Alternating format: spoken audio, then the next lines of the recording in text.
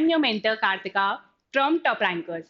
तो कोई भी करियर ऑप्शन चूज करने की बात आती है या अपन ने लॉ करने का डिसाइड किया है तो सबसे पहले ये दिमाग में आता है कि अपना पैकेज कैसा होगा, प्लेसमेंट्स कैसी होगी एंड क्या अपनी जॉब्स रहेंगी, कितनी एवरेज सैलरी रहेगी। तो चलो आज बात करते हैं well paying jobs after pursuing law.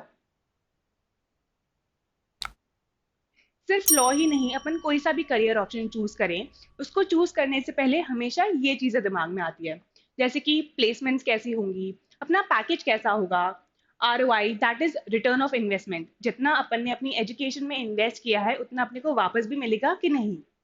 Then जो अपना करियर ऑप्शन है वो अपने पैशन के साथ रिलेट करता है कि नहीं करता है। एंड अगर कोई अपन ने करियर चूज किया है तो उसके बाद जो अपनी ड्रीम जॉब है, जो अपन हमेशा से करना चाहते थे, वो अपन कर पाएंगे कि नहीं। तो आज बात करते हैं ऐसे कुछ करियर ऑप्शंस की जो अपन लॉ के बाद परस्यू कर सकते हैं, ऑप्ट कर सकते हैं एंड जिनके बहुत अच्छे सैलरी ऑप्शंस हैं। सबसे पहले बात आती है कॉर्पोरेट लॉयर की।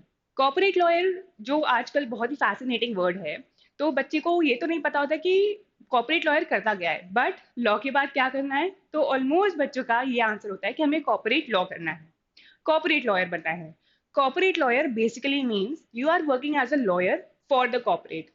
इसके बेसिक जो प्राइमरी ड्यूटीज होती हैं दैट इज, ये जो लीगल टीम होती है कॉर्पोरेशंस की, बड़ी बड़ी कंपनीज की, उनमें काम करता है and they offer their legal services to the corporations. जैसे एक लॉयर होता है वो अपने क्लाइंट्स के लिए, अलग अलग क्लाइंट्स के लिए अलग अलग केसेस पे वर्क करता है, वैसे ही कॉर्पोरेट लॉयर एक कंपनी के लिए काम करता है एंड उसको अपनी लीगल सर्विसेज प्रोवाइड करता है। इनके जो बेसिक काम होते हैं that is handling the transactions on behalf of the company. जो कॉन्ट्रैक्ट्स होते हैं उनमें नेगोशिएशन करना, फैसिलिटेट करते हैं ये मर्जर्स, डी मर्जर्स एंड ऐसे ही जो रेगुलेटरी कंप्लायंसेस होते हैं वो करवाते हैं कंपनी के। इनकी जो एवरेज स्टार्टिंग सैलरी होती है that is around 58,000 per month. The second option is litigator, lawyer, advocate. तो एवरेज सैलरी इनकी इज अराउंड 1 लाख पर मंथ। एंड जो जैसे कॉर्पोरेट लॉयर अपनी कंपनी को रिप्रेजेंट करता है, वैसे ही जैसे अभी मैंने बताया जो एडवोकेट होता है, लिटिगेटर होता है, वो अपनी क्लाइंट्स को अलग अलग केसेस में रिप्रेजेंट करता है। तो जो केसेस होते हैं that can be related to civil, criminal, commercial cases etcetera.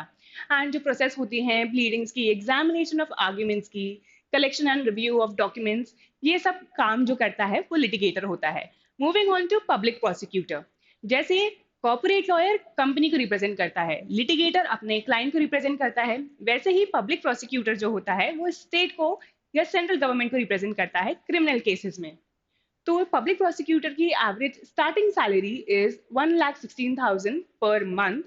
And as ये स्टेट एंड सेंटर को रिप्रेजेंट करता है तो ये अपॉइंट भी स्टेट या सेंटर के द्वारा ही किया जाता है। इसके जो मेन ड्यूटीज हैं that is present the facts, documents and evidence pertaining to the cases to help the court to arrive at a proper judgment. Next is administrative law officer और specialist law officer। तो ये basically काम करते हैं bank या insurance companies में, उनकी legal team में। एंड ये इंश्योर करते हैं कि जो बैंक्स हैं, इंश्योरेंस कंपनीज है, they are following the guidelines laid down by the Reserve Bank of India. इनकी एवरेज सैलरी इज अराउंड 35,000 पर मंथ। एंड ये जो है बैंक के लिए ड्राफ्ट्स ऑफ लेजिस्लेशन प्रिपेयर करते हैं, देन लीगल डॉक्यूमेंट्स प्रिपेयर करते हैं एंड गाइड करते हैं बैंक को to act as per the various laws. Next is investigator. तो अगर आपको इन्वेस्टिगेशन में बहुत शौक है, आप हमेशा ऐसे क्यूरियस थी चीज़ों के बारे में जानने के लिए, इन्वेस्टिगेट करते रहते थे, then investigator is one of your career option. तो अगर लॉ किया है तो इन्वेस्टिगेटर बनना इज ईजी। एंड इन्वेस्टिगेटर जो होता है he works with N intelligence agency like CBI और NIA और जो स्टेट इन्वेस्टिगेटिव एजेंसीज होती हैं उनके साथ। इसकी एवरेज सैलरी इज अराउंड 70,000 पर मंथ। एंड इसकी जो बेसिक ड्यूटीज होती हैं that is collecting evidence, information about suspects, then taking part in raids and arrest, interviewing suspects and detecting suspicious activities. इसके बाद आता है लिटिगेशन सपोर्ट प्रोफेशनल और पैरालीगल। तो ये एक एडवोकेट की तरह अपने क्लाइंट्स को रिप्रेजेंट तो नहीं करते हैं, बट ये एडवोकेट्स की मदद करते हैं जो सेकेंडरी काम होता है उसमें। इनकी average salary is around 44,000 per month in India. And इनका जो काम होता है that is support legal projects की। जो मेन एडवोकेट्स होते हैं वो अपने जो मेन चीज़ें हैं जैसे प्लीडिंग्स हैं उन सब पे ज़्यादा फोकस कर पाएँ। इनकी जो मेन ड्यूटीज़ हैं that is doing legal research, property valuation, forensic accounting services, and views in financial dealings, and support the advocates. तो जो advocates हैं वो अपने जो main lawsuits हैं उन पे focus कर पाएं. Then comes legal journalist. अगर आपको journalism का शौक है और आपने LLB भी किया है, then legal journalism can be one of your career option. So a legal journalist is basically responsible for reporting matters, orders, cases, and various topics related to law. इसमें you can do research and cover the cases from the lower court to the Supreme Court. And जो इनकी average salary होती है that is around 40,000 per month. Then comes law professor. अगर law किया है तो law पढ़ा भी सकते हैं क्योंकि अपन ने इतना अच्छे से पढ़ा है. And teaching is one of the most respected career. तो अगर आपने law किया है तो आप law पढ़ा भी सकते हो. And the average starting salary of a law professor is around 65,000 per month in India. तो ये तो थे कुछ करियर ऑप्शंस एंड उनकी जो एवरेज स्टार्टिंग सैलरी होती है वो. बट जो आपकी सैलरी होती है वो सिर्फ आपके करियर ऑप्शन पे ही नहीं डिपेंड करती है, और भी बहुत सारे फैक्टर्स होते हैं.